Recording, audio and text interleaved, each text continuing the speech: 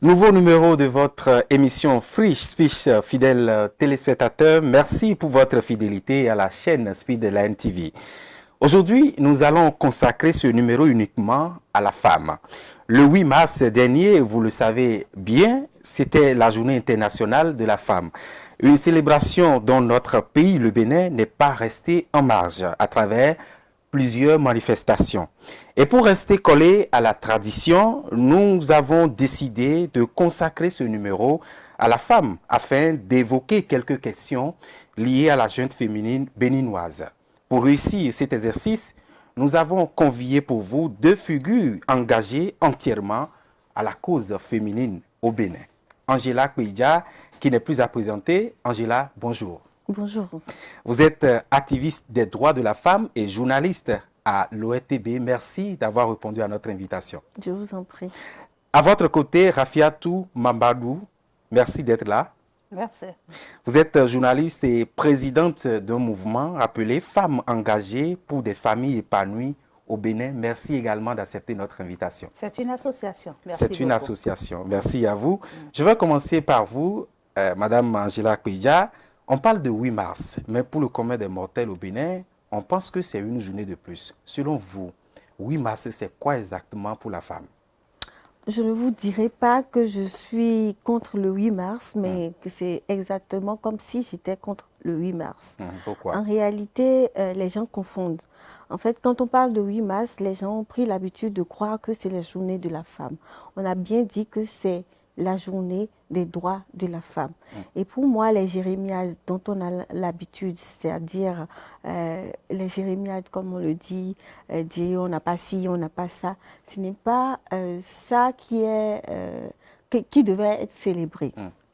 Et ce n'est pas le fait de choisir des tissus, de porter des tissus paille, de festoyer, qui devrait être la priorité de cette journée. de cette journée-là. Cette journée, c'est une journée où nous devons nous asseoir et réfléchir, chacune de nous à son niveau, même s'il n'y a pas peut-être une organisation nationale pour nous rassembler, pour dire qu'est-ce qu'on a pu faire, qu'est-ce qu'on n'a pas pu faire parmi les droits qui ne nous sont pas concédés.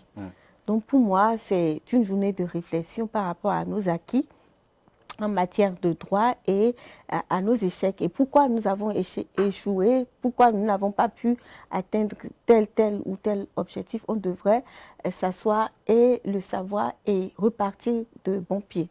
Madame En plus, je dirais que la femme, moi je ne suis pas féministe de façon pure et dure, pour dire que la femme, on doit la célébrer tous les jours. La femme fait partie intégrante de la population, de la société. Donc, elle travaille tous les jours. Donc, elle est dans la société tous les jours. Madame Amandou, on parle de journée de 8 mars. Est-ce que selon vous, c'est une journée de... Est-ce qu'on a besoin vraiment d'une journée avant de parler de droits de la femme? Non, ben écoutez, il faut aller dans la genèse de cette journée. D'où est-ce que nous sommes allés pour atteindre le 8 mars? Selon l'histoire, on nous a fait comprendre que c'est un groupe de femmes ouvrières qui étaient marginalisées dans l'exercice de leurs fonctions, dont leurs droits n'étaient pas reconnus, qui n'avaient pas la possibilité de s'exprimer, qui n'avaient pas le droit de dire ce qu'elles ressentent dans l'exercice de leurs fonctions. Alors, elles ont voulu gréver. Et dans cette grève, il y a plusieurs d'entre elles qui ont été assassinées. Le reste de ces femmes se sont dit, nous n'allons pas accepter. Elles se sont vengées. Donc, elles ont pris la vengeance de celles qui ont été assassinées en leur nom. Et c'est cette vengeance qui a accouché de ces droits de liberté. D'où le 8 mars.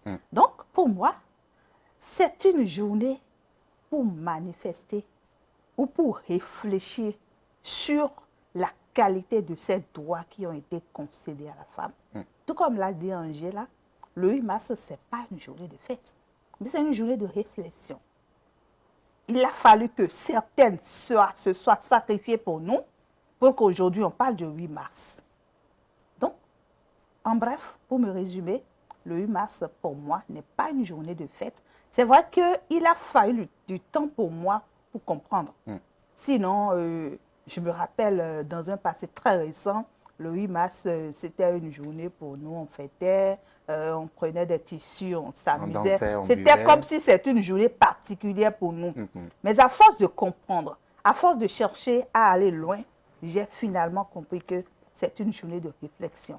Et cette réflexion, elle s'étend jusqu'à notre génération. Elle devrait continuer. Et je pense que nous sommes sur de bons pieds du fait que nous avons pu avoir un président qui a pu nous ouvrir les yeux sur l'évidence de cette journée avec les droits. Nous allons revenir. Oui, tout à fait.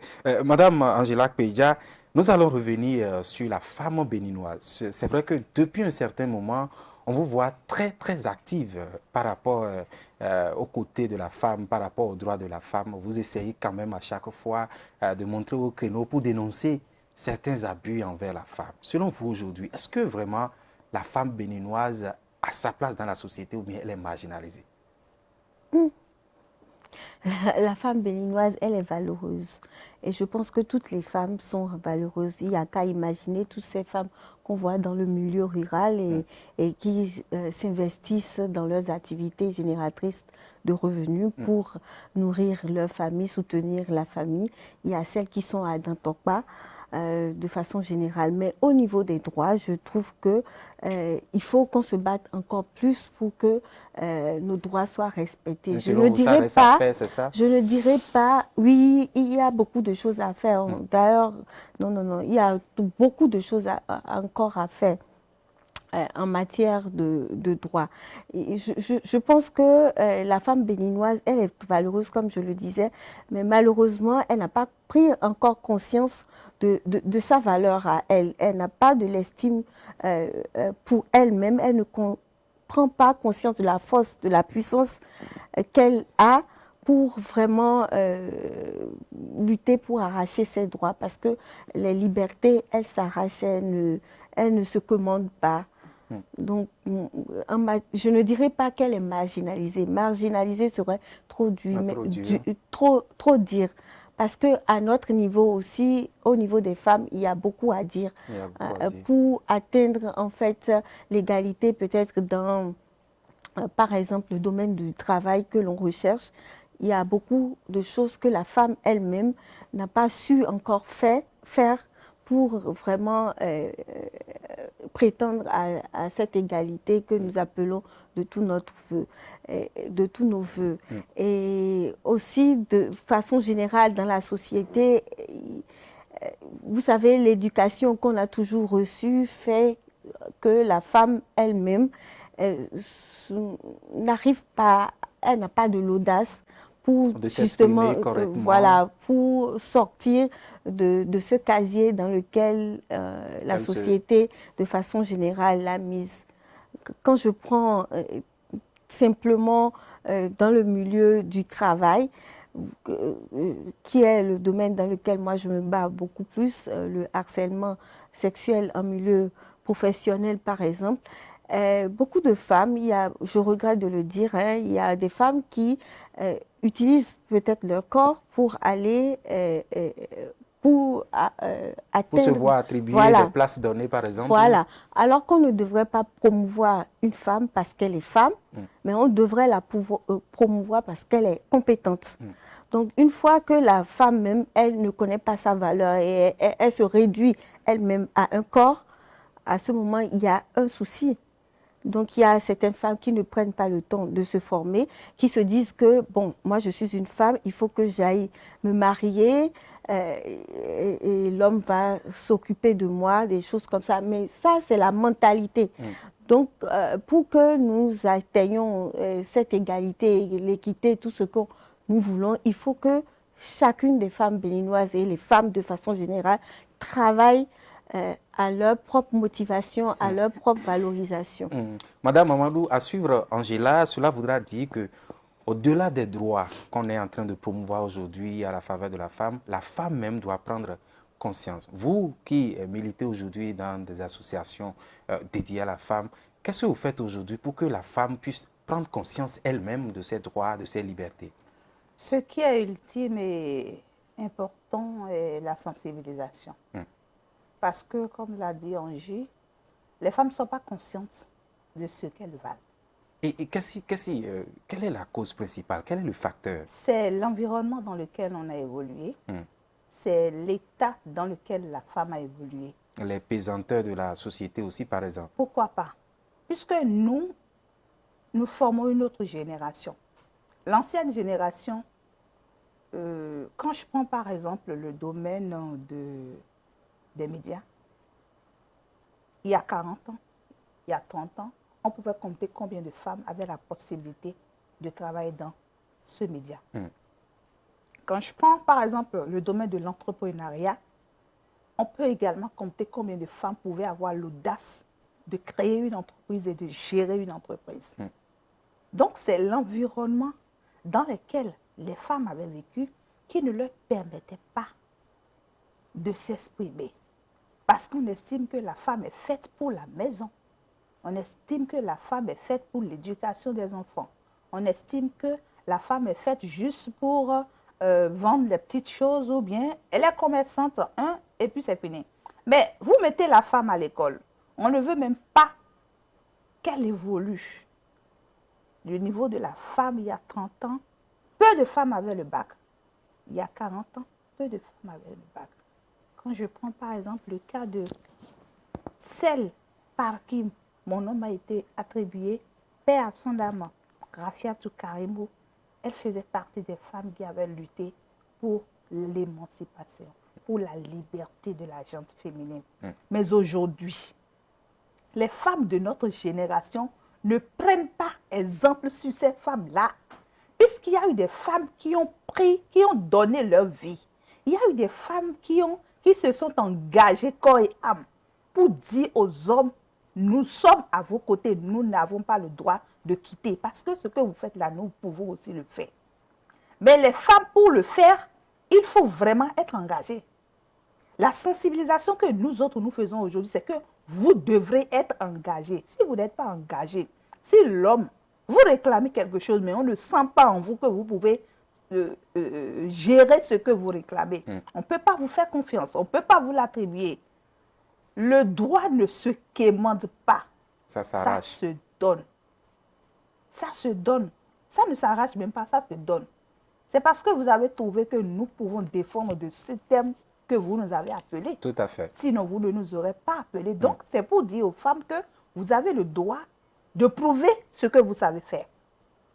Et vous êtes obligés, vous êtes tenus de faire parce que vous en êtes capables. Dieu a donné cette particularité à la femme de faire 1000 choses à la fois. La femme, elle est au foyer, elle gère son foyer, elle est au boulot, elle gère son boulot, elle est aux affaires, elle gère ses affaires, elle gère les enfants, elle gère son mari, elle gère tout en une journée. Donc ça veut dire qu'elles ont des potentialités, mais elles ont peur de s'exprimer. Qu'est-ce que les gens vont dire? Peut-être mon mari ne va pas accepter. Comment je vais faire? Donc nous essayons d'être gens intermédiaires entre ces pesanteurs-là et ces femmes. Mais nous travaillons plus sur la conscience de ces femmes, sur la psychologie de ces femmes. Nous leur faisons comprendre encore plus qu'elles sont capables de faire. Excusez-moi, entre griffes, mieux que les hommes. Madame Angela Kouidja. Oui, je vais rebondir un peu sur ce que Madame Amadou a dit. Oui, Madame Amadou a dit, pour vous dire qu'en réalité, les femmes, de tout temps, on a essayé de nous mettre dans le casier de la beauté. Vous verrez qu'il n'y a pas si longtemps, on nous classait, lorsqu'il y a des manifestations politiques, nous devrions être là pour les représentations folkloriques. On devrait donc donner à manger à nos hommes. C'était la place. Et il y a on utilisait notre corps à des fins publicitaires, à des fins commerciaux. Ou bien une fin, on dit, je m'excuse, donc fin commerciale et puis fin publicitaire. Donc pendant longtemps, parce que c'est comme ça, les femmes, de façon inconsciente, ont pris elles-mêmes ce casier-là. De sorte qu'on fait croire à la femme que c'est son principal atout, c'est d'être belle. Et du coup, nous-mêmes, nous nous sommes mis en compétition. Et on a oublié les autres choses qui sont dans la gestion de la société, de la cité, et qui sont plus importantes. Donc, pour nous, c'est souvent avoir le mari le plus riche ou bien le plus bel homme, être la plus belle perruque, la plus belle qu'est-ce que j'allais dire encore, la plus belle chaussure. Et on est en compétition. C'est tout le bien au côté du bien matériel. Au côté du bien matériel. Et aujourd'hui, même avec l'avènement des réseaux sociaux, c'est pire. Et nous sommes dans ce casier-là, à n'en point fini, et on oublie les choses les plus importantes. Et pour revenir encore sur ce qu'elle venait de dire par rapport à Dieu, c'est une source. Moi, je ne l'appelle pas forcément Dieu, Allah, Jéhovah, peu importe comment on l'appelle, mais c'est une source qui est naturelle pour nous tous, qu'on soit justement un homme petit H ou une femme. Nous sommes venus de cette seule source-là. Mais nous, on a reçu le privilège en tant que femme de mettre au monde, de porter la vie et de la donner. Et c'est ce souffle-là qu'on met en nous pour donner encore à d'autres personnes, donc pour perpétuer la vie. C'est vrai que vous aussi, vous apportez un élément, mais c'est un privilège que de pouvoir porter la vie et de la donner. À partir de ce moment, chaque femme, si on arrive à prendre conscience de ça, on devait pouvoir remonter en estime de nous et de ne plus croire que nous ne sommes qu'un corps. Et nous exprimer maintenant de façon différente entre nous, qu'on cesse peut-être qu'on cesse la compétition qu'il y a entre nous et qu'on se concentre beaucoup plus sur des choses plus importantes. Nous, on s'illustre dans la gestion de la cité, qu'on montre qu'on est une tête. D'ailleurs, une femme est d'autant plus belle qu'elle est intelligente. À côté de vous, si vous avez une femme, si elle n'est pas intelligente pour peut-être vous apporter, pour assurer vos arrières, est-ce que vous allez pouvoir chaque fois venir ici travailler? Mais non. Donc une femme, ce n'est pas seulement justement la beauté, elle n'est pas quelque chose pour décorer, mais elle est aussi, il y a de l'intellect à ce niveau-là. Et nous, femmes, nous avons tendance à oublier ça. Et avec les réseaux sociaux, on se compare de sorte qu'on a une baisse de l'estime de soi. Vous voyez, on se dit, bon, moi, je ne peux pas, elle est trop belle. Bon, et il y a aussi le mimétisme et tout ça, ça nous empêche en fait d'être authentiques, d'être nous-mêmes et donc de nous illustrer convenablement. Parce qu'à force de vous comparer à l'autre, vous n'allez pas aller chercher ce qui est en dedans de vous et que vous pouvez faire de singulier par rapport à l'autre personne. C'est pas parce que elle, par exemple, c'est pas elle, mais je prends souvent Cécile, mais c'est pas parce que Cécile chante que moi, je peux chanter. Pas tout à fait. Pas tout à fait, mais si je prends, je me compare à elle, à son habillement, à ça, mais je vais m'arrêter là, je vais échouer. Donc, à côté, il y a souvent ce qu'on peut faire et bien s'exprimer, bien s'illustrer. On laisse parce qu'on est en train de faire du mimétisme. Alors, aujourd'hui, Angela Kouidja, à vous écouter, depuis un bon moment, je l'ai dit en entame de cette émission, c'est que vous dénoncez beaucoup plus les abus auxquels les femmes sont victimes et surtout le harcèlement sexuel. Et vous parlez aujourd'hui de sensibilisation, c'est vrai. Est-ce que vous n'allez pas plus orienter, parce qu'on constate que vous sensibilisez plus la femme, alors qu'aujourd'hui il y a des jeunes filles, plus les jeunes filles sont victimes. Aujourd'hui, quel est votre combat envers ces jeunes filles-là aujourd'hui qui sont plus victimes même que les femmes qui sont au foyer? Je n'ai pas totalement compris votre question. C'est-à-dire qu'on constate que votre lutte est beaucoup plus orientée vers la femme. Oui, j'ai une ONG qui s'appelle N'aie pas peur et je lutte pour les abus, le harcèlement sexuel en milieu professionnel et contre le viol. Contre le viol. J'ai été victime de tout ça. Tout à fait. Maintenant, quel est votre combat envers les jeunes filles, par exemple? Les jeunes filles, ce que je voudrais qu'elles sachent, c'est qu'elles aient une meilleure estime d'elle-même, une estime de soi-même, et par rapport à... Parce que tout part de la femme aussi. C'est nous qui sommes des parents aujourd'hui. C'est la manière dont nous éduquons nos enfants qui est le véritable problème. Et il ne s'agit pas de faire quelque chose en direction de la fille ou de la femme seule. C'est le garçon et la fille. Et donc, pour améliorer notre vivre ensemble et pour, disons, éliminer ces inégalités, il faut se baser sur l'éducation aussi bien du garçon que de la fille. Donc, moi, mon combat, ce n'est pas en direction de la fille. D'une couche donnée. D'une couche donnée. C'est et la fille et la femme. Et le garçon. Parce que tout part de l'éducation. En matière d'abus sexuels, tout part de l'éducation et donc de la mentalité que nous avons. Vous savez, si moi, j'ai eu la possibilité aujourd'hui de dénoncer, c'est parce que mes parents, en m'éduquant, on ne m'avait jamais dit qu'en tant que fille, il y a des choses qui me sont impossibles. Papa ne m'avait jamais dit ça, maman non plus ne m'avait jamais dit ça. Et je me suis formée, ils m'ont dit d'étudier, que le travail était mon premier mari. Je l'ai fait. Maintenant, je ne comprenais pas pourquoi, dans le milieu professionnel, maintenant, les gens ne voulaient pas me laisser... Vous êtes relégué en quelque sorte au second rang. Au second rang. Donc, c'est ça qui m'a révoltée et qui m'a donné la possibilité d'y aller. Mais l'éducation qu'on donne souvent à nos enfants, c'est que la fille, elle est déjà soumise. Elle est éduquée à être soumise. Par exemple, quand elle a ses premières règles, on va lui apprendre à se protéger du garçon. Par contre, quand le garçon, lui, il a ses premières éjaculations, pardon de le dire comme ça, et éjaculations nocturnes, d'abord, on ne lui apprend même pas que quand il commence à avoir ça, c'est qu'il devient de plus en plus homme et que lui-même, il peut mettre... Voilà. Enceinté, on va lui dire, ah, tu es devenu un homme. C'est une joie. Et du coup, lui, il a l'impression que il a plus de privilèges que la femme. Et tout part de ça.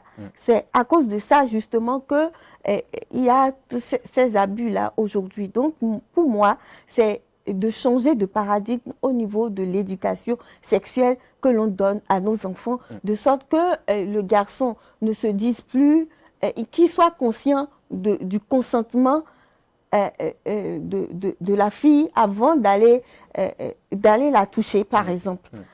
Il faut qu'il sache que, tout comme lui, moi, la fille aussi a un désir et a un droit de dire oui ou de dire non. Et quand la fille dit non, bon, on comprend. Et donc, le respect, si le garçon doit respecter la fille, c'est que lui-même, il doit pouvoir se respecter. Et ça, c'est encore l'éducation. Tout ça, c'est l'éducation. Donc, ce n'est pas seulement la fille. Pour la fille, c'est ce que je venais de dire, c'est pour les femmes de façon générale. Il faut qu'on sorte de ce schéma de beauté tous azimuts là. On est des créatures tout comme les hommes. Mais nous, on a reçu le privilège en plus d'avoir de l'amour, d'être un être d'émotion. Vous aussi, vous avez de l'amour, mais c'est différent. Chez nous, c'est maternel et c'est tellement... C'est automatique. Vous êtes dans la tolérance. Oui, vous êtes dans la tolérance. Mais nous sommes en train de donner de l'amour. À chaque fois, Dieu a mis ça en nous pour que nous puissions nous occuper de l'humanité. De l'humanité, des progénitures surtout. Des progénitures. Madame Babadou, c'est vrai que vous êtes engagée dans cette lutte depuis plusieurs années. Est-ce qu'aujourd'hui, quand vous allez faire le bilan, vous allez dire quand même que ces luttes-là ont porté leurs fruits en matière de droits de la femme, en matière de respect, de liberté de la femme? Est-ce que les luttes dans lesquelles vous êtes engagés aujourd'hui, ces luttes sont en train de porter leurs fruits? Ces luttes portent des fruits, oui, parce que je dirais que les délits ont commencé à être réprimandés. Aujourd'hui, lorsque vous violez un enfant et qu'on aille le signaler, c'est que vous allez en prison. Automatiquement condamné. Vous êtes condamné. Lorsque vous manquez de respect à une femme en la harcelant, lorsqu'elle a la possibilité d'aller vous signaler, c'est que vous avez des problèmes. Donc, du coup, les luttes portent, mais ça reste encore. Ça reste le courage qu'il faut pour les femmes. Il faut que les femmes aient le courage de parler. Qu'elles cessent d'être intimidées. Parce qu'on a tendance à croire qu'elles sont intimidées. Mais c'est la société aussi. Jean, c'est toi seul qui parle. Est-ce que c'est toi seul qui sais parler? Ce n'est pas affaire de savoir parler. C'est de savoir se protéger soi-même. Se protéger, c'est savoir dénoncer. Dénoncer, c'est savoir punir. Parce que lorsque vous dénoncez, vous devrez suivre votre dénonciation.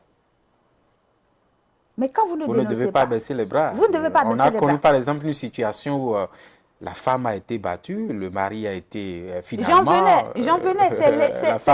C'est l'émotion. C'est l'émotion et l'intimidation. Parce qu'on ne peut pas tout dire sur les ondes. Ce que cette femme-là a reçu après que le monsieur soit allé en prison, nous, on ne peut pas le savoir.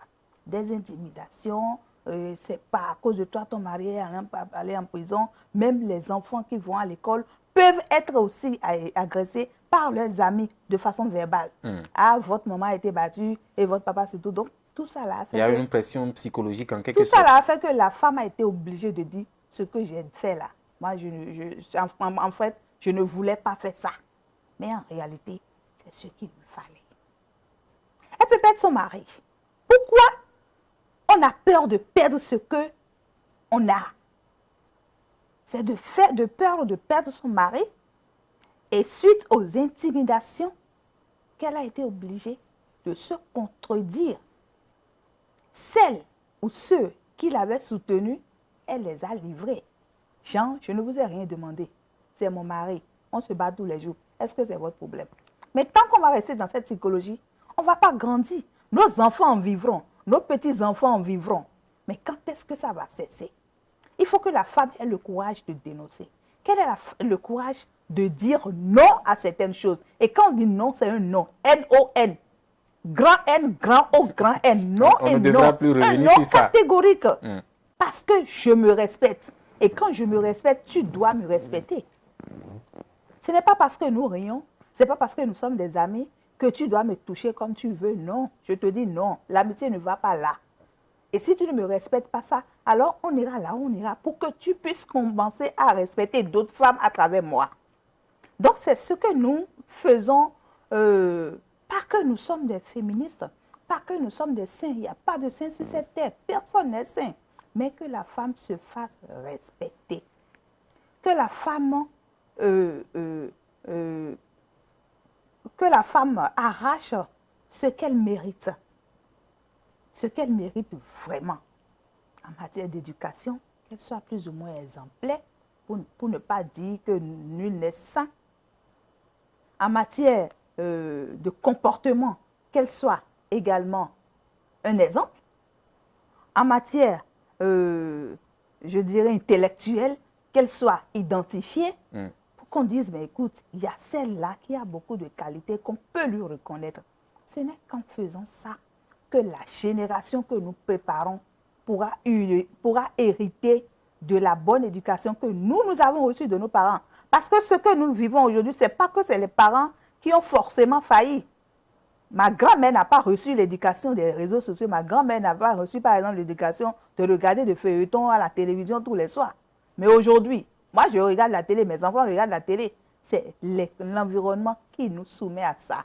Mais face à l'environnement, face à la culture, face à ce que nous sommes, n'étant pas des Européens, face à nos aïeux qui ont vécu aisément, qui ont vécu de façon exemplaire, nous avons le devoir et l'obligation d'éduquer nos enfants dans ce sens. Quand on dit par exemple, un enfant, c'est juste un exemple, une fille ne doit pas aller à l'église en pantalon. On pense que c'est banal. Mais dans le milieu islamique, tel que je suis habillée, en tant que musulmane, je ne dois pas être habillée comme ça. Ça, c'est leur culture. Et elles sont nées dedans, elles grandissent dedans. Mais pourquoi de l'autre côté, quand on dit que la femme ne doit pas aller à l'église en pantalon, on pense qu'on sous-estime la femme? C'est juste pour qu'on puisse la respecter. La femme, elle est un être à être respectée. Mais pour être respectée, il faudrait qu'elle se respecte elle-même. Par contre, moi, je ne suis pas d'accord avec elle. Je veux bien vous écouter par rapport à ça. Oui. Tout comme vous, tout comme notre corps, le corps de la femme donne des sensations au corps, à l'homme. Le corps de l'homme aussi nous donne des sensations. Donc moi, je ne suis pas d'accord que nous, on nous apprenne à protéger notre corps de l'homme. Ça fait que nous nous dévalorisons, on se met déjà en bas par rapport à l'homme. Et c'est ça qui attire les abus. Il n'est écrit nulle part que tel vêtement est interdit. Mais est-ce qu'on ne va pas vous qualifier de celles qui imitent les Occidentaux? Non, je ne suis pas en train d'imiter. Je ne suis pas en train d'imiter. En milieu professionnel, en milieu professionnel ou bien même au niveau des universités. Si vous ne voulez pas être exposé à des tentations, il vaut mieux instaurer les uniformes, même en milieu professionnel. C'est écrit dans la loi, dans le règlement intérieur. Si vous ne voulez pas donner, il faut qu'on ait un uniforme. Donc quand je porte les uniformes, c'est fini. Tous ces problèmes-là est réglé. Mais on ne peut pas me dire, moi par exemple, j'aime les hommes qui ont des gros bras. Vous pouvez porter, même en chemise comme ça, là, je vais voir vos bras. Mais ça ne me donne pas le droit d'aller vous toucher. Mais pourquoi, moi, parce que je pourrais vous donner des sensations, parce que j'ai laissé découvert peut-être mon, comment on dit, j'ai une forte poitrine, j'ai laissé découvert mon décolleté, on me demande à moi de me protéger. C'est une inégalité qui n'a pas droit d'être. Je dois avoir le droit aussi de porter ce que je veux. Mais de façon décente. Oui, de façon décente. Je suis d'accord de façon décente. Il n'y a pas de souci. Mais on ne peut pas m'empêcher de porter quelque chose que je voudrais porter. C'est une liberté basique. Donc, je ne suis pas forcément dans ce schéma. Par contre, elle était en train, vous lui avez posé une question par rapport au droit. Si notre lutte, le combat est en train de porter. Moi, je suis arrivée comme ça c'est pas quelque chose qui était prémédité. Je suis arrivée comme ça dans le combat pour... pas pure coïncidence en pas quelque sorte. Pas pure coïncidence parce que de tout temps, moi, je n'ai jamais aimé les jérémiades des femmes. Et j'ai toujours dit que ça a une limite même. Quand on prend les trucs politiques, par exemple, les réunions politiques, quand moi je suis à une réunion politique avec vous, en tant que comme, nous avons tous des enfants. Vous avez des enfants, moi j'ai aussi des enfants. Vous savez, tout naturellement, moi à 2 heures du matin ou bien à 1 heure du matin, je vais commencer à penser à mes enfants. Je ne vais pas être... Donc ça, c'est tout naturel, qui fait déjà une vulnérabilité naturelle pour nous, chez la femme, pour nous, chez la femme, de ne pas pouvoir... Donc assister aux réunions nocturnes. Donc moi, c'était par rapport à tout ça, ce n'était pas pour lutter, pour être féministe radicale. Je voulais intervenir sur un autre sujet qu'elle a abordé tout à l'heure, par rapport justement à la victime. La dame qu'on a vue retirer relativement sa plainte par rapport à son mari, je dirais que souvent, c'est là où le bas blesse en réalité.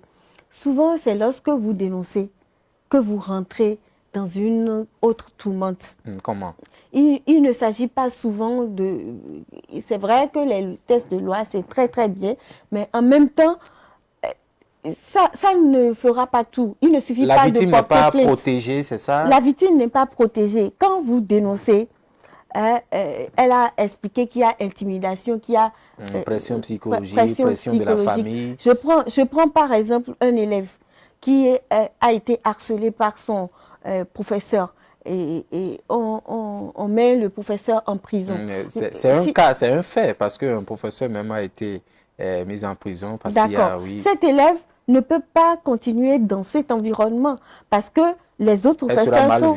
Oui, les autres professeurs sont là et automatiquement, le professeur qui est en prison appartient à une communauté, appartient à cette communauté de professeurs. Donc du coup, elle, de façon involontaire, même inconsciente ou indirecte, elle va subir les conséquences du fait que ce professeur-là soit en prison. Donc, je suis d'accord que l'INF soit là et je suis très, très contente que l'INF, l'Institut national de la femme, puisse aujourd'hui, en fait, se constituer partie civile et même si la fille ne porte pas plainte, la victime ne porte pas plainte, qu'elle puisse s'auto-saisir. Oui, qu'il puisse s'auto-saisir et faire la chose. Mais l'Institut doit aller plus loin. Il doit aller plus loin pour protéger la victime sur les plans économiques, social et puis psychologique. Parce que c'est une tourmente. Il y a les intimidations, il y a aussi l'autonomie financière que la femme n'a pas. Pour revenir au cas que madame a cité tout à l'heure, cette dame-là, elle était là avec son mari, ils avaient des enfants. Ce que le mari lui fait, c'est pas du tout normal. Moi-même, je me rappelle, j'ai été déjà battue plusieurs fois par un homme. C'est pas du tout normal. Le gars, il mérite la prison. Mais en même temps, quand il est parti en prison, tout ce qu'il donnait, la popote, machin, je sais pas qui assure tout ça. Et ses amis, ses parents sont dehors. Donc, elle n'est pas bien, elle n'est pas du tout bien. Donc, l'INF devrait peut-être s'organiser pour que ce soit une maison où on trouve... ça, une prise en charge. Oui, une prise en charge, voilà, globale des gens. Qu'il y a de suivi sur la victime jusqu'au bout. Et même au niveau de la police, des avocats, comment je vais dire, des juridictions. Vous connaissez les juridictions, non? Quand vous dénoncez, vous allez d'abord devant le procureur, vous irez le nombre de fois que vous voulez. Lui, il va maintenant déterminer le chef d'accusation, envoyer en audience. Et à ce moment, vous allez prendre un avocat. Souvent, c'est l'association des femmes avocates que je salue, en passant, qui vous soutiennent. Donc, ce sont elles qui se constituent en conseil et qui vous aident. Et tout ça, personne n'explique à la victime. Vous vous rendez compte, vous êtes en train de souffrir et vous avez envie qu'on vous donne la justice en même temps. Mais c'est une solitude inexplicable autour de vous parce que au tribunal là-bas, le procureur, il se fout peut-être de votre ressenti. Parce que vous êtes femme. Pas parce que vous êtes femme. C'est la justice qui est comme ça. Et normalement, avec les victimes, oui, les réformes, ça devrait s'améliorer pour que les victimes, on leur explique, le justiciable, le conseil doit bien la prendre en charge pour lui expliquer chaque étape, comment ça doit ça doit se passer. Et même quand vous allez dénoncer à la police, la manière dont on vous fait un interrogatoire, vous savez, quand vous avez été violé, par exemple, ou harcelé, et vous allez, et on commence à vous mettre, à vous poser des questions, vous revivez plusieurs fois ce que vous aviez vécu, que ce soit le viol, que ce soit le harcèlement. Et pire, c'est que celui qui est en face de vous, c'est un homme. Il vous dira, vous êtes mal habillé, comme madame a commencé à le dire tout à l'heure. Alors que même en Afghanistan, même quand on est voilé, il y a des hommes là qui violent. Les enfants de 6 ans qu'on viole, est-ce que c'est leur habillement? Non, on va pas trop traîner sur ce sujet-là. Non, moi je parle d'habillement de façon décente. Je ne dis pas que c'est l'habillement qui conduit au harcèlement. Mais je dis en tant que femme, pour mériter le respect de la société, de l'entourage, il faudrait que nous nous comportons de façon décente. C'est ce que je dis. Que nous oublions cet atout beauté dans ce casier-là dans lequel ils ont voulu. Non, vous avez la beauté quand même. La femme a quand même la beauté à valoriser. Mais ce n'est pas la beauté qui est tout. On ne valorise J'ai pas la un beauté. corps, j'ai un corps, j'ai un beau corps, mais j'ai aussi une tête. Et d'ailleurs, une tête bien faite. C'est ce que moi je revendique. Ce n'est pas en tant que tel, en s'habillant forcément décemment, qu'on va changer cette histoire-là. Il faut que dans notre tête, on commence à participer à la gestion de la cité autrement. Et vous verrez que quand il y a une touche de la femme, c'est il faut que la femme soit vue par son intelligence et non par son corps. Par son corps. Merci. Tu vas quelque part maintenant, on va te dire tu es toute belle, tu es machin. Mais et puis on commence à applaudir. C'est aussi une manière pour vous apprécier, Madame Angela Kouedia. De façon inconsciente, ça fait que dans votre subconscient, quand on voit une femme, on ne voit que la beauté. On ne voit plus l'intelligence, on ne voit plus le savoir-faire. Merci, le message, le message est compris. Nous allons... Si ça ne va pas dans la tête, il faut que ce soit la femme même qui prouve ce qu'elle a dans la tête. Et c'est ça, c'est ce que je suis en train de dire. Merci, chère dame. Nous allons juste... s'exprime autrement, nous allons femme autrement, monsieur. D'accord. Nous allons juste marquer une courte pause. On va revenir pour parler des réformes à l'endroit de la femme. Encore du nouveau. Chef d'entreprise, annonceur, particulier, Speedline TV désormais très proche de vous. Pour vos réalisations et diffusion de spots publicitaires, public reportages, couverture médiatique, émissions, communiqués, avec Speedline TV, c'est presque gratuit. Profitez de notre période promotionnelle pour atteindre vos clients partout sur le territoire national et même dans les zones les plus reculées. Nous sommes partout en Afrique et dans le monde entier. Avec Speedline TV, votre visibilité est assurée. Avec Speedline TV, vous avez des meilleurs prix. Pour tous vos produits et services, nous vous offrons des espaces publicitaires à travers nos émissions, nos feuilletons et séries. Speedline TV est situé à Akpakpa, au téléphone 99 00 84 49. Speedline TV, votre télé.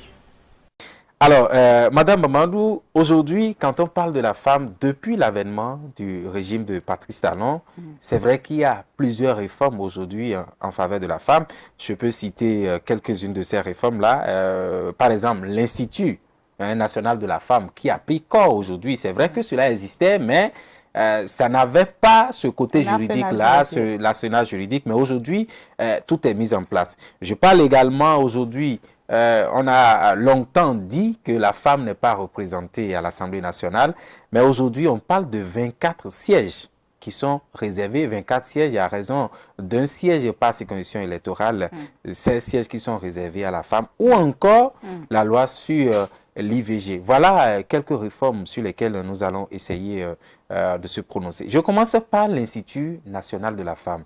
Est-ce que vous jugez que cet institut-là aujourd'hui a de quoi vraiment mettre en quelque sorte de valeur aux différentes luttes dans lesquelles vous êtes engagé? L'Institut a tout ce qu'il faut. Parce que nous avons eu la chance d'avoir le président qu'il fallait pour nous. Nous le saluons au passage, le président Patrice Talon. Il sait ce qu'il faut pour la femme. Parce qu'il a une femme vaillante à ses côtés. Il a des enfants, dont des filles. Donc, de loin comme de près, il a su les souffrances de la femme. Alors, en instituant ou en légalisant ou en donnant un arsenal juridique à l'INF, c'est la meilleure des choses qu'il a faites à la femme. Parce qu'une chose est de dénoncer. Mais lorsque vous dénoncez, quelle est la suite de votre dénonciation? Une chose est de vouloir. Mais lorsque vous voulez, qu'est-ce que vous faites pour atteindre votre objectif? Et c'est le rôle de l'Institut. Lorsque vous avez un problème, Angela l'a dit, l'Institut se constitue en partie civile. Et l'Institut suit le dossier jusqu'à la fin, par le droit qui lui a été concédé. Donc, c'est déjà un acquis, c'est une réussite que nous applaudissons. Et il n'y a pas meilleure dame à mettre à la tête de ces instituts-là que celles qui sont là. Claudine Puydesio, c'est quelqu'un qui a géré un mouvement, un parti politique, durant des années.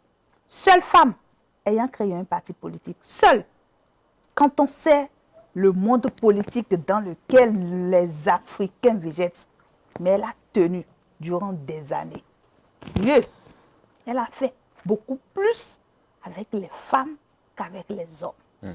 Et les hommes avec lesquels, ou les hommes qui appartenaient à son parti, ou qui militaient pour son parti, la respectaient et lui donnaient le droit qu'elle valait, c'est-à-dire le droit qu'elle valait.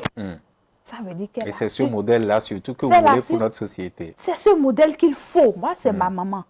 C'est ma maman très chérie. Quand on va là-bas, là, on ne va pas là-bas négativement pour moi. Parce qu'elle sait ce qu'il nous faut. Et mieux, elle sait les manières par lesquelles il faut arriver. Elle sait adoucir quand il faut adoucir. Et elle sait taper quand il faut taper. C'est ça qu'il faut pour nous, femmes. Alors, je prends 24 femmes à l'Assemblée nationale à partir de janvier 2023. On va revenir sur ça très rapidement. Je vais prendre l'avis de Angela Peidja concernant l'Institut national de la femme. C'est vrai, il y a plusieurs organismes aujourd'hui qui militent pour les droits, les libertés de la femme. Est-ce que vous ne pensez pas que cet institut, en quelque sorte, est un organisme de plus? Non, pas du tout. Quand moi, j'avais fait ma dénonciation et que le chef de l'État nous a réunis, il a déploré. C'est depuis ce moment-là qu'il avait dit qu'il y aurait une aube nouvelle. Et à l'époque, je peux vous dire en tant que victime que les ONG qui disaient travailler dans le domaine des droits de la femme, je n'ai pas eu le sentiment qu'il y avait des On ne vous a pas soutenu en quelque sorte. Il y a eu des déclarations, beaucoup se sont Il y a plus d'opportunisme. Oui, elles se sont déclarées, mais je n'ai pas vu quelqu'un à mes côtés me dire... Il n'y a pas eu d'appui. Non, prends ma main. Moi, par exemple, aujourd'hui, je me déplace à Porto Novo, à Toumi. Enfin, dès que j'ai le vent qui a une victime, je sais ce qu'elle serait en train de gérer dans sa tête, de vivre. Et je vais vers elle. Donc, il n'y avait pas ce genre de choses dans le temps où moi j'avais dénoncé. Aujourd'hui, et pourtant il y avait l'INF. Bon, j'ai pas en ce moment, ça n'avait pas pris corps, en quelque sorte. Il y avait l'INF, il y avait la présidente qui était là, elle m'a appelé, mais elle a semblé me juger. C'est ça que je disais tout à l'heure par rapport à la police, au tribunal, des choses comme ça. Les gens, surtout le long, vous jugent. Alors que vous culpabilisez déjà par rapport à ce qui s'est passé. Ça, c'était un autre volet. Donc, à l'époque, j'avais même été jugée par certaines organisations non gouvernementales qui devraient m'apporter, y compris l'INF, qui devraient m'apporter du soutien. Aujourd'hui, et pire, je n'ai pas pu porter plainte moi-même, parce que je n'avais pas le soutien. Vous vous rappelez tout ce qui s'est passé. Et aujourd'hui, avec l'INF, on est face à un institut qui aujourd'hui peut... Qui vous donne la force. Qui me donne la force. C'est-à-dire qu'à l'époque, même si moi je ne voulais pas, l'institut pouvait prendre, faire quelque chose pour moi et conduire le dossier. Franchement, moi je dois dire que c'est énorme et c'est très bien. Et surtout que nous avons un avocat, ou une avocate plutôt, Maître Huguette Boupé. Elle avait été mon avocate dans le temps et aujourd'hui, elle est secrétaire exécutive de l'INF. Et je la connais pour sa bravoure et de façon internationale. Elle a toujours milité pour les choses les affaires de femmes. Donc, j'ai espoir que ça ira. Et Madame Prudencio, moi, je ne la connaissais pas personnellement parce que moi, je n'ai pas souvent fait la politique. Mais depuis, avec mon ONG, je ne vous dis pas, il suffit, même si c'est à 2 h du matin, je l'appelle, mais elle est debout, elle me dit, on prend cet avocat, on fait ci, on fait ça. Donc, moi, j'ai espoir que de plus en plus, ça va aller mieux. 24 sièges à l'Assemblée nationale pour la femme. Madame Amadou, est-ce que ce n'est pas donner tout à la femme? Normalement, la femme même devrait quand même militer pour arracher ces 24 sièges. sièges sur combien? Sur 100 et quelques. 24 sièges d'office. Non, j'en venais. Non, 24 sièges. Madame Angela Peidja, il a le seul garçon. Donc 24 sièges d'office d'abord pour la femme avant que peut-être... Au moins 24. Oui, au moins 24. Oui, tout à fait. Avant que peut-être la femme ne milite peut-être pour arracher d'autres sièges, selon vous. Je trouve même insuffisante insuffisant ces sièges-là. Est-ce que vous n'êtes pas trop gourmand? On parle d'égalité, non? On a dit égalité, genre.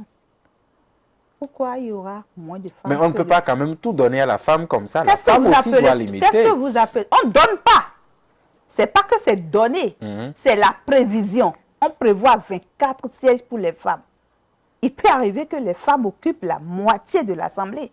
Ça dépend de comment elles ont été positionnées sur la liste. Et même les 24 classes, on ne va pas vous donner si vous ne militez pas Ça dans dépend de une... comment elles ont été Non, positionnées c'est sur la pour vous liste. d'office dans chaque circonscription électorale, Madame Oui, Pédia. mais dans le choix, Oui. il va falloir qu'on milite, qu'on mérite. Que les femmes militent en Oui, si vous Vous avez- avez beau militer, si on ne vous positionne pas, vous n'allez pas grandir. Donc c'est le moment pour les femmes aujourd'hui de montrer de quoi elles sont capables, de s'investir, de chercher à comprendre comment ça se passe. Parce que tout se joue à un niveau donné.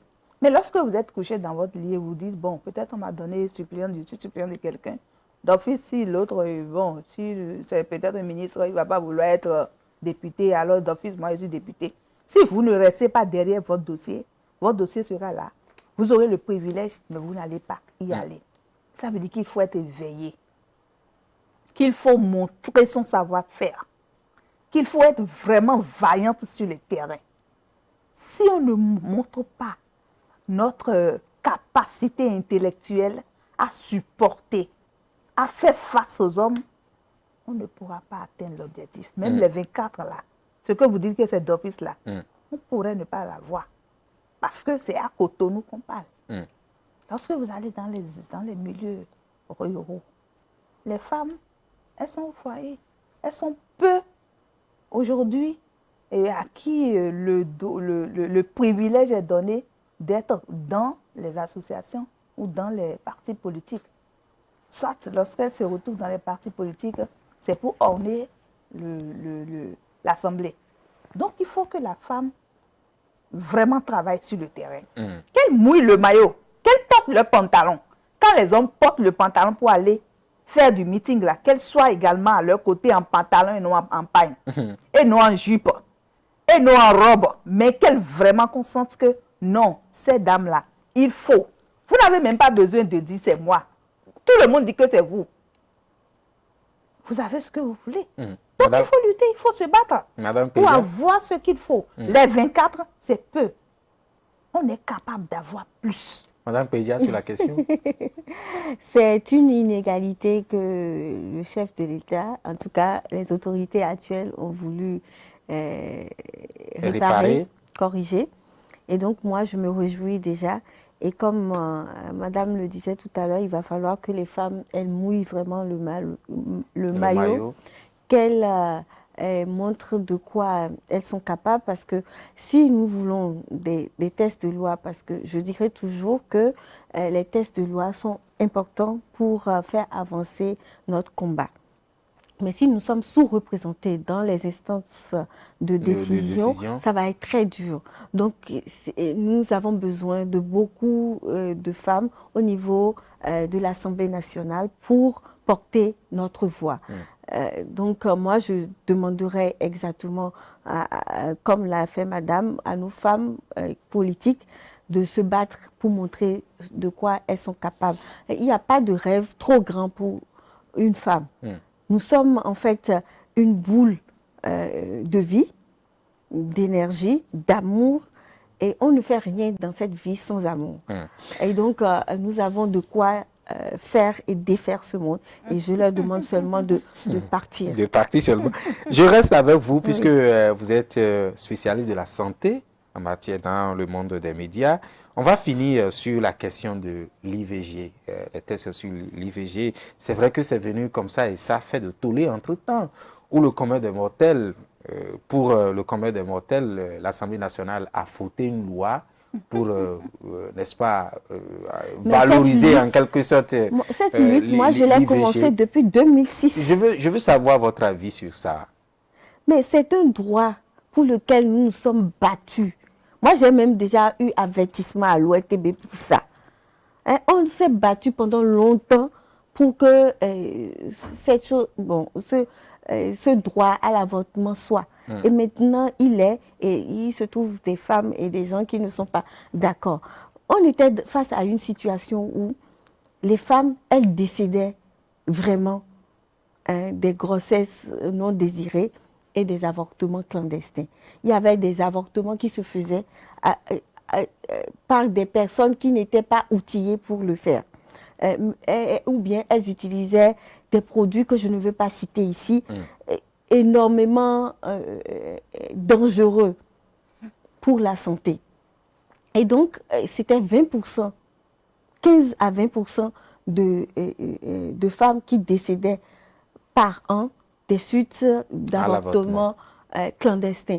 Vous savez, au Bénin, chaque jour, c'est 4 femmes qui décèdent en voulant donner la vie. Donc, sur ces 4 femmes, on va avoir peut-être, bon, je n'ai pas fait pour chaque jour, mais on dit ça fait 1500 femmes par an. Et sur ces 1500 femmes, c'est 20%, 15 à 20% qui décèdent pour des choses comme ça. Donc, on a voulu que, au moins pour les avortements clandestins, ça soit brisé, cette chaîne-là soit brisée.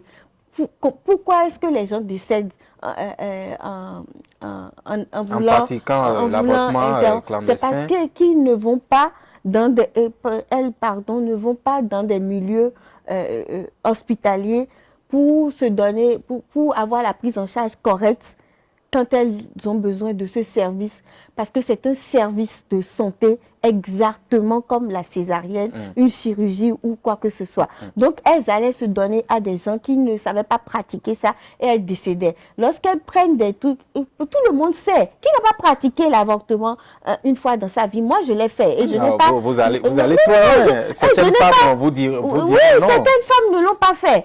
Et même si c'est pas aller se coucher pour qu'on vous fasse comment ils appellent ça? Un curettage ou une aspiration, parce que ça a évolué. C'était parfois le curettage après l'aspiration. Il y a des gens qui prennent des pilules, non? Il y a des pilules abortives. Et ce qui fait que ce sont les personnes qui ont un certain standing, qui avaient même la possibilité d'aller s'acheter ces produits-là ou d'avoir accès à ce genre de service-là. Et c'est les pauvres qui mouraient en cours de route en allant vers là-bas. Et pensez aussi à toutes ces grossesses que nous, femmes, nous avons envie de garder et que l'homme nous oblige à enlever et contre notre volonté. Mais aujourd'hui, on nous replace dans notre droit. Et ce n'est pas qu'on nous a jeté en roue libre. Il y a des conditions. Cette fois-ci, c'est cadré en quelque sorte. Il y a des conditions. Madame Bédia, merci beaucoup sur la question. Madame Abandou, juste la dernière question, et ça serait votre dernier mot. Est-ce que ces tests sur l'IVG, est-ce que ça ne va pas ouvrir les vices au niveau des jeunes filles aujourd'hui qui pratiquent allègrement l'avortement?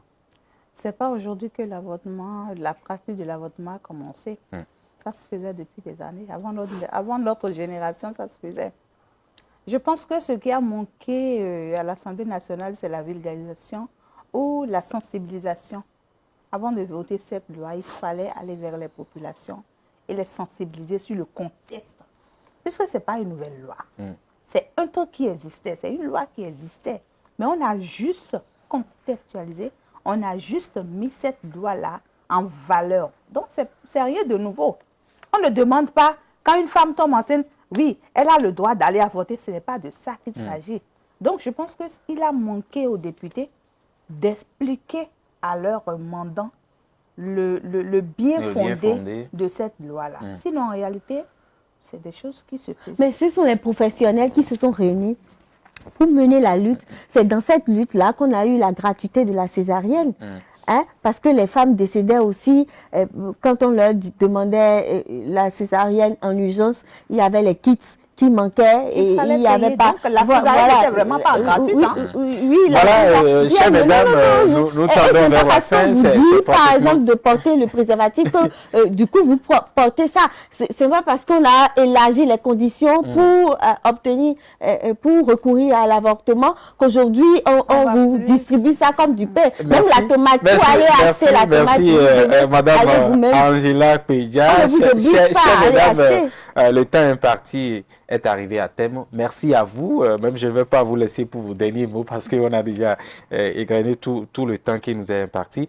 Angela Pédia, vous êtes... Ne pas nous donner notre dernier mot, ça veut dire que vous faites de la dictature. Non, je ne fais pas de la dictature. Nous devrons avoir de derniers mots. Angela Pédia, vous êtes activiste des droits de la femme, journaliste à l'ORTB. Merci d'avoir accepté. Je suis présidente de l'ONG N'aie pas peur. Je voudrais inviter toutes les victimes à nous appeler. D'accord, merci. À ne pas avoir peur. Merci beaucoup. Madame Rafiatou Mamadou, vous êtes également journaliste et présidente de l'Association des femmes pour les femmes engagées pour des familles épanouies au Bénin. Merci à vous tous, chères dames. On se retrouve très prochainement sur un autre sujet d'actualité. Merci. C'est la fin de cette émission. On se retrouve très prochainement pour un autre numéro de votre émission Free Speech sur Speedline.